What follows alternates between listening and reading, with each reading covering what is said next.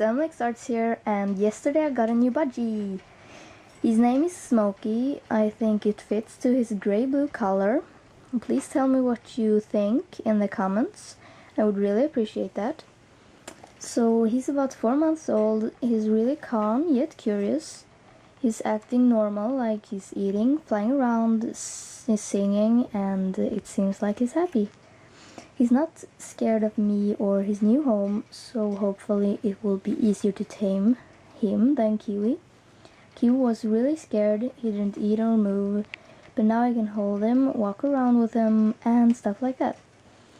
Also, I know this cage is quite small, but it's just temporary, so when Smokey is tamed, I will move them together.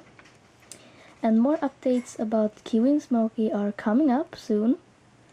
So yeah, thank you so much for almost 200 subscribers, it means really much. And thanks for watching, bye!